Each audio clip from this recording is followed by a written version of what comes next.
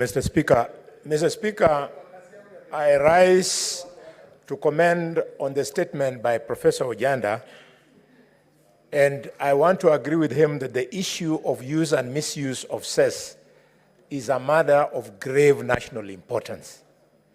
Mr. Speaker, I wish to combine that with the clarification required by Senator Chimera on the Dongo Kundu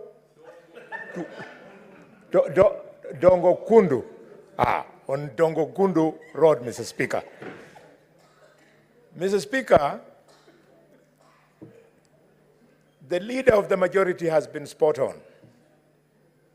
Whereas emotions of defending devolution are forcing us to disagree with the National Assembly that money of cess should not go to Kura, instead it should come to counties. On the ground, matters are not the same. People don't want, including Mr. Speaker, during the recess, I was twice on a road which is now impassable from Kambia Mwanza, Mr. Speaker, to Ibakale, to Ikambiri, to Shiamberere, Mr. Speaker, Ikirobani, up to Rondo and Shinyalu, and the people were there with the twigs, with the bananas planting on the road, saying that their governor must go, because he is not fixing that road. Why am I quoting it? It is because this is a road that traverses between Shinyalu and Malaba, net producers of sugar.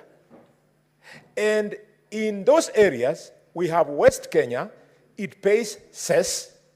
You have Butali sugar, it pays cess. And if it is, as if it's not enough, even Mumias sugar itself pays cess.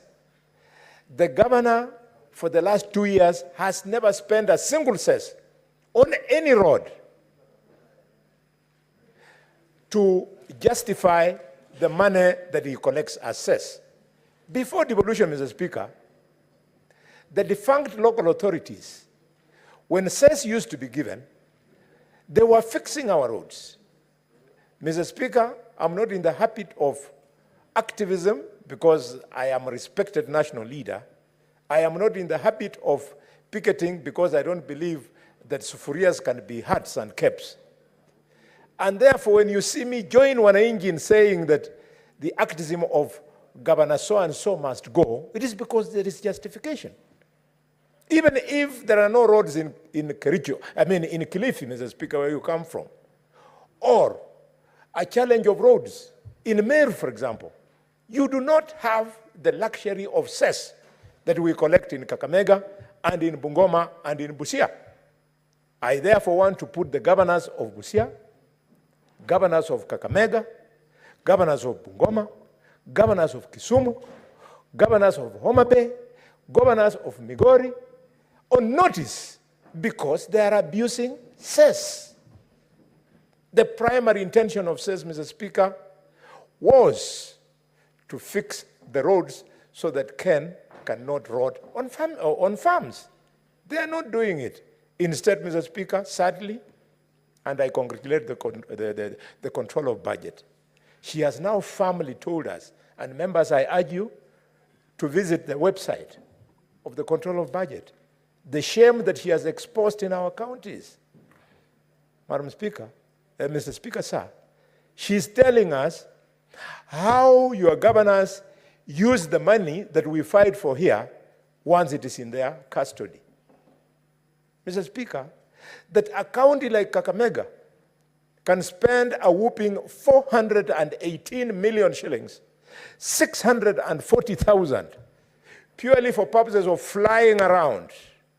They fly in and out of Dubai, in and out of Washington, in and out of everywhere at the cost of Mwananchi. When the same 418 million, Speaker, is the same money that we are asking for to be spent on compensating people in Miranda Ward who are supposed to be rescheduled, resettled, so that we construct the new airport. Instead of committing that money to that development expenditure, the governor of Kakamega chooses to enjoy, as President Kibaki would say in this house, to enjoy. That's how Kibaki used to say it. Mr. Speaker, this issue of how we are spending our money, it must become the main debate here soon after we pass the Division of Revenue Bill. Right now, we are fighting hard as a committee to ensure that the government does not effect the deduction from 400.1 billion due to county governments to 380. But I ask myself, why are we struggling when the money, Mr. Speaker, is going to be misused?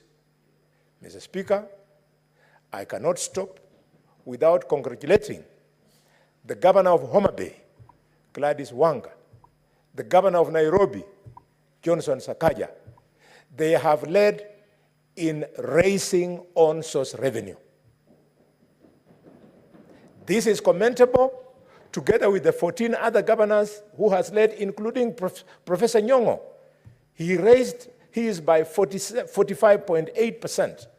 We want to congratulate this kind of governors. But even as we congratulate Governor Sakaja, we want again to ask Governor Sakaja, it is not enough for you just to tell us how you collected 12.9 billion shillings from on-source. You should also tell us how you're using that money. If Governor Sakaja was using those billions well, which are collected from us, the residents of Nairobi, Mr. Speaker, we would not be seeing all this garbage. Blocked sewers. You are on Mombasa Road, you see blocked sewers. There's raw sewage moving around. In fact, it is forcing the Minister Duale, CS Duale, the one in charge of environment, Mr. Speaker. He was speaking as if he wants to run the county government of Nairobi. Cleaning up River Nairobi should not be the work of the national government. The devolved government of Nairobi is the most funded county in this country. It is the one which controls the biggest economy in this, among the 47 counties. It should be able to give us services.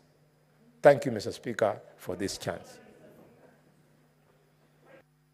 Senator Gloria, you continue being out of order.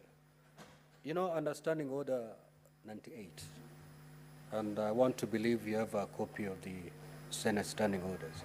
You can only raise on a point of order when another senator is contributing. No one is contributing, as you can see. So whom do you want to call to order?